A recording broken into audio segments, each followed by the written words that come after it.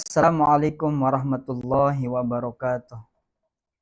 Alhamdulillahi rabbil alamin. Wabihi nasta'in wa ala umuri dunya waddin. Assalatu wassalamu ala asrafil anbiya'i wal mursalin. Sayyidina Muhammadin wa ala alihi wa sahbihi ajma'in. Asyhadu an la ilaha illallah wa asyhadu anna Muhammadan abduhu wa rasuluh. La nabiyya ba'dah. La hawla wa la quwwata illa billahil aliyyil azim. Puji syukur kehadirat Allah Subhanahu wa taala kita panjatkan dengan nikmat yang telah diberikan kepada kita semua tanpa bisa kita hitung. Maka alhamdulillah syukur kita kepada Allah Subhanahu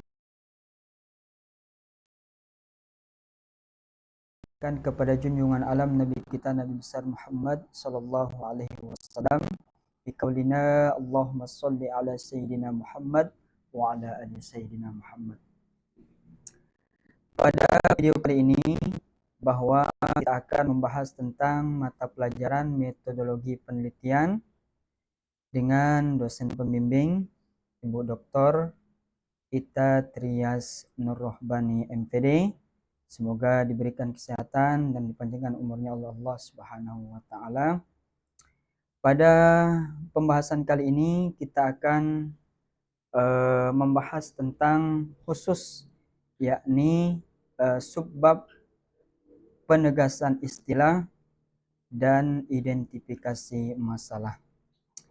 Dalam penulisan karya ilmiah bahwa biasanya terdiri dari 3 bab. Yang pertama adalah bab yang pertama berisi tentang pendahuluan, kemudian bab yang kedua berisi tentang pembahasan atau isi, kemudian yang ketiga berisi tentang penutup. Nah, di antara ketiga bab tersebut terdiri dari subbab. Maka pada pembahasan kali ini kita khusus membahas tentang bab 1 pendahuluan, yakni dengan subbab penegasan istilah dan identifikasi masalah. Nah, kita akan membahas satu persatu. Yang pertama, penegasan istilah. Ya, jadi penegasan istilah adalah bertujuan untuk menghindari kesalahpahaman atau multitafsir atau penafsiran ganda terhadap judul dan variabel penelitian.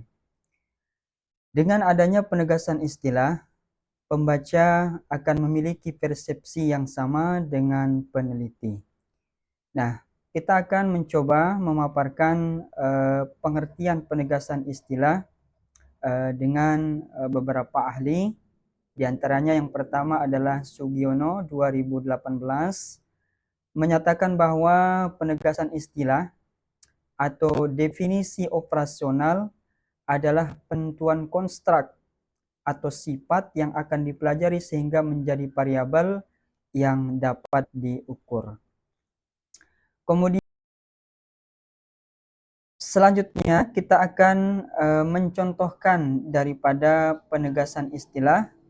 Misalnya kita contohkan judul penelitian implementasi model pembelajaran kooperatif TVSTAD untuk meningkatkan motivasi belajar dan prestasi pada mata pelajaran PAI di kelas 8 SMP Kota Batam. Nah, sekarang kita akan memberikan penegasan istilah di antara judul yang telah kita sebutkan tadi. Ada 5 hal yang perlu kita tegaskan. Yang pertama, kita harus mengartikan implementasi secara etimologi. Jadi implementasi itu bermakna pelaksanaan atau pemaparan. Atau boleh kita tambahkan dengan menurut para ahli, yakni misalnya menurut Nurdin Usman, bahwa beliau mengartikan daripada implementasi itu adalah bermuara pada aktivitas, aksi, tindakan atau adanya mekanisme suatu sistem. Kemudian penegasan istilah yang kedua adalah model pembelajaran kooperatif STAD atau singkatan dari Student Teams Achievement pelajaran kooperatif yang menekankan pada adanya aktivitas dan interaksi di antara siswa untuk saling memotivasi dan menguasai materi pelajaran melalui pembelajaran yang heterogen. Kemudian bisa kita tambahkan dengan menurut para ahli, misalnya yang paling terkenal adalah dalam namanya adalah Robert Salapin, yakni STAD merupakan tipe pembelajaran kooperatif yang sederhana dan tepat digunakan oleh guru yang baru memulai menggunakan pendekatan kooperatif. Nah, kemudian penegasan yang ketiga adalah motivasi belajar. Nah, jadi motivasi belajar adalah keseluruhan daya penggerak di dalam diri para siswa kelas 8 yang menunjukkan menimbulkan belajar sehingga tujuan pembelajaran bisa tercapai. Kemudian yang keempat adalah prestasi belajar adalah hasil yang dicapai oleh siswa yang mengikuti pembelajaran proses pembelajaran PAI yang dibuktikan dengan nilai evaluasi dan tes formatif setelah diterapkan daripada pembelajaran kooperatif STAD. Kemudian yang kelima adalah pendidikan agama Islam, yakni dalam penelitian ini merujuk pada pembelajaran yang wajib diajarkan di kelas 8 mulai daripada akidah akhlak, Al-Quran hadis, fikih, dan tarikh atau sejarah Islam. Selanjutnya pembahasan yang kedua tentang identifikasi masalah merupakan tahap awal yang paling krusial dalam penelitian, di mana peneliti menetapkan berbagai persoalan yang muncul dalam suatu fenomena atau kejadian-kejadian untuk kemudian dipilih mana yang akan diteliti. Baik, kita akan memaparkan pengertian daripada identifikasi masalah beberapa pakar ahli. Yang pertama, Surya Sumantri. Masalah merupakan suatu pertanyaan yang menyatakan adanya kesenjangan antara apa yang seharusnya ada dengan apa yang kenyataannya ada. Kemudian yang kedua adalah Suharsimi Arikunto, yakni beliau mendefinisikan daripada identifikasi masalah adalah upaya untuk mendaftar sebanyak mungkin pertanyaan-pertanyaan yang dapat dijawab melalui penelitian berdasarkan latar belakang masalah yang telah diuraikan. Kita contohkan daripada identifikasi masalah yang tadi, bahwa berdasarkan latar belakang masalah yang ada pada siswa kelas 8 SMP Kota Batam, yang ada di Kota Batam, maka masalah dalam penelitian ini dapat diidentifikasi sebagai berikut. Yang pertama, metode konvensional, kemudian proses pembelajaran yang masih didominasi oleh metode ceramah, maka sehingga cenderung siswa pasif dan cepat merasa bosan.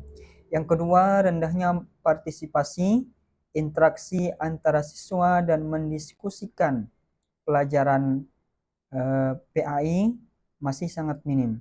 Kemudian yang kedua, kurangnya motivasi, banyaknya siswa yang menunjukkan gejala yang kurang semangat seiring mengobrol di luar materi atau ngantuk saat jam pelajaran PAI berlangsung. Yang keempat, prestasi belajar belum optimal. Masih terdapat sejumlah formatifnya belum mencapai kriteria ketuntasan minimal atau KKM yang ditetapkan oleh sekolah. Yang kelima, kerjasama tim yang lemah. Belum adanya wadah kelompok belajar yang struktur seperti STAD untuk saling membantu memahami materi yang dianggap sulit. Nah, sebagai kesimpulan akhir dari pembahasan kita ini, penegasan istilah untuk mengunci daripada definisi agar tidak terjadi bias makna. Peneliti memastikan bahwa yang dimaksud prestasi di sini adalah nilai tes PAI, bukan prestasi olahraga atau seni.